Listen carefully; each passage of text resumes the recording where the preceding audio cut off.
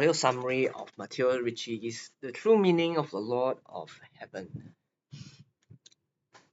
Yeah, about this treatise comprises about 49 pointers and comprises the key arguments of Matteo Ricci for there being one singular Lord of Heaven who is also creator of all things in the universe.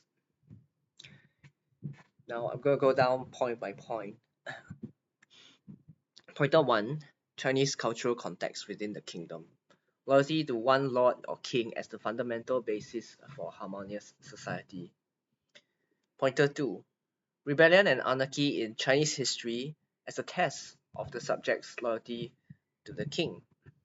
Pointer 3, Matteo poses a rhetorical question about the universe's rulership under one lord. Thus here he is saying that within the context of the Chinese dynasty, kingdom stability comes from the loyalty of all subjects and citizens under the lordship of one lord. He parallels that with the principle of the wider universe, claiming that the Tianxia should be ruled under one lord in loyalty to one lord himself. Pointer 4 then, he defines sin. Sin is the rebellion against one lord of the universe.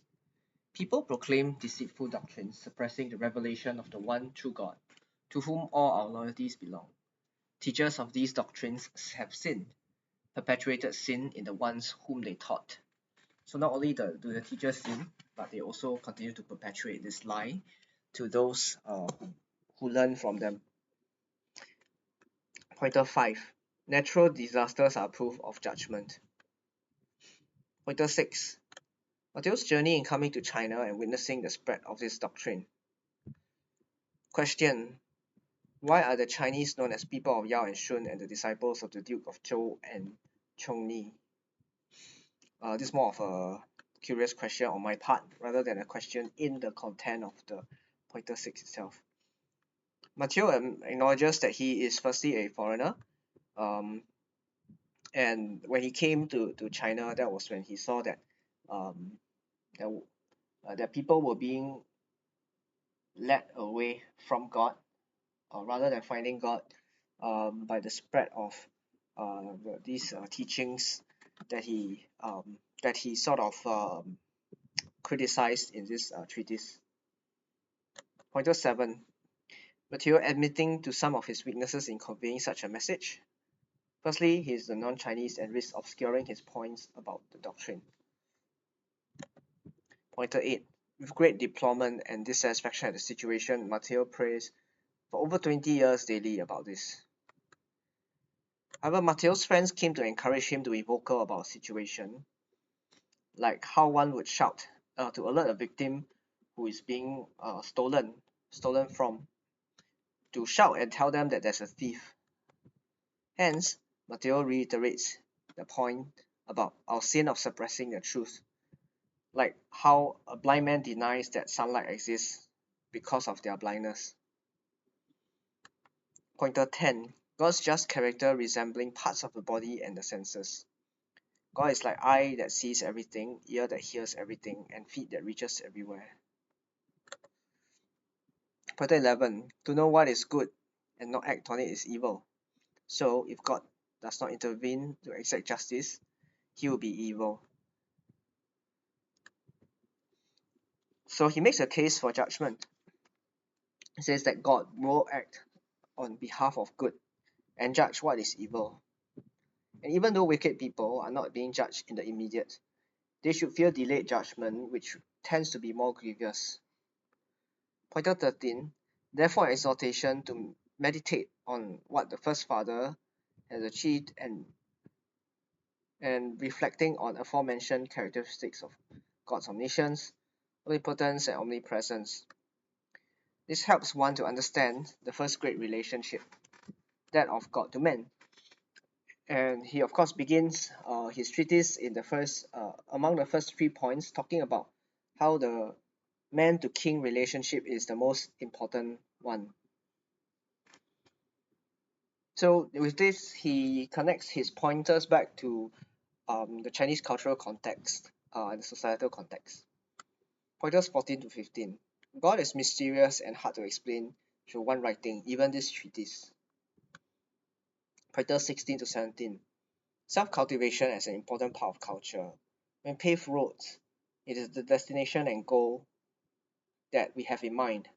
The road in itself is not the ends. We must hence consider the goal of cultivation in light of eternity. Where does this doctrine lead to after death? And not just live life as it is. Pointers 18 to 21. Matteo clarifies that the idea of the law of heaven is not unique to the West, but not widely preached in China because China has been closed up from the rest of the world. Pointer 22 to 23. Principles on which the teaching of the law of heaven is based. Intellect as humans' distinction from animals. The ability to judge right from wrong. To be able to guard oneself from errors. Pointer 24. Humans are uniquely built, able to know things from within, being given a soul and observe things outwardly. 25. The folly of denying truth by following unstable, swaying opinions of other people, likened to closing the window to sunlight and then trying to find something using a lantern, which is a lesser light.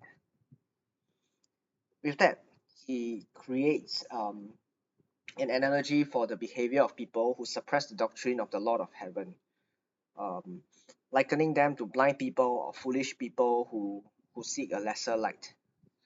Although they have been given intellect, as point 24 says here. Then he begins his argument in point 29. First argument is capacity, the ability to venerate one God. He argues that we have the ability through our different like fear mechanisms and benefit mechanisms to uh, to venerate one God. Let me check this point before I come back again. The first of these arguments has to do with our untutored ability, which is innate ability. Now men of all nations under heaven possess, each of them, natural capacity by which, without any communication between them, all venerate one who is regarded as worthy of supreme honor. Those in distress call upon him for pity and look to him for salvation, as to a compassionate father and mother. Those who do evil are gripped by fear, as if afraid of a hostile nation. Does this not indicate that there is one who is highly honored and who is able to govern the hearts of men and cause them of themselves to honor him? So those are the specific pointers. Pointer 30, argument 2, God's governance of cosmic realm. Sun, moon, stars. People move because of an intelligent soul. Thus, the universe moves because of an intelligent God. Pointer 31, argument 3, even less intelligent animals possess survival skills and instincts. It's the energy of like seeing an arrow being shot as an evidence or indication of a shooter. Pointers 32 to 33. Dialogue between the East, West, and Eastern scholar. This is where Matteo has to prove the unity between lordship and creationism, i.e., that there should be one Lord who should also be a creator. Because when the Eastern scholar looks on the earth, he objects to this point by saying that earthly lords are not themselves also creators of the world. Pointer 34 and 35. Nothing creates itself. Thus, physical realm is an evidence for a creator or creating deity. Furthermore, he points to the fine-tuning of the universe, how everything is nicely arranged like a nicely furnished house, and how the universe uh, should not seem to be arranged serendipitously. Pointer 36. Matteo demonstrates knowledge of Chinese cosmology and teachings of 5 elements. Pointer 37. Anthropological understanding of how people can also differentiate between 5 tastes, 5 colors, 5 aspects of each sense. 5 times 5 in this respect. Pointer 38. Animals with lesser intelligence also being intelligent, knowing to avoid danger, knowing to avoid predators, while knowing also that certain animals are friendly, even larger sized ones. Pointer 39. Even non-moving living things have intelligence and intelligent design. As kind begets kind, there's a birth and origin of creatures. And God can stand apart from creation while creating them, allowing chicken to beget chicken, allowing man to beget man, while still being Lord of the universe, who incepted all things. He can be unique, as one without beginning or end.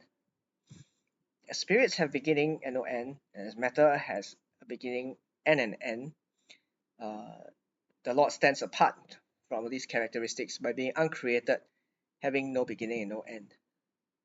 Pointer 43 to 44. Chinese scholars' objection. God has no relation with creatures since he is outside of it. The argument of transcendence. And in 44, Western scholar responds, while God first created and then living things propagated themselves, God is still active in creation since he is the cause and continues to wield them for his purpose. Pointer 45. 4 causes. Here, Matteo elaborates 4 key causes of things and matter. In that, um, there are 4 aspects. Active cause brings being to an object. Formal cause brings categorization to an object. Material cause is the original material of a thing which is given form. Final cause determines end and purpose of a thing. For example, horse carriage. Active cause, maker of craftsman. Formal cause comprises the totality of the carriage's characteristic. Material cause is timber. So let's clarify formal cause again. It is the various parts that describe the carriage that places it into certain categories and makes that and becomes sort of a cause of it. Could be a Chinese language context for it because it seems a bit unintuitive in English. Horse carriage, final cause, carry passengers. Pointer 46. In practice, God is the active and final cause of us. So here, active is the maker and craftsperson. It brings being to us. And the final cause, it determines our purpose as a carriage carries passenger. So we also have a purpose and an end determined by this one true Lord of heaven. Pointer 47. Further distinction between proximate versus distant, special and universal. The analogy makes it clearer. Parents are the lesser cause of children, so they are the ones who bring them to earth. But the Lord who governs heaven is the supreme and greatest cause, because he is the one who sustains the parents who nurture the children. Without God governing heaven and withholding natural disasters or withholding death from them,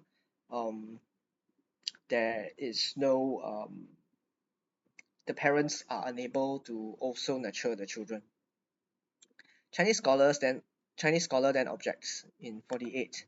How can one source create everything, similar and dissimilar, inasmuch as there are various different streams and rivers?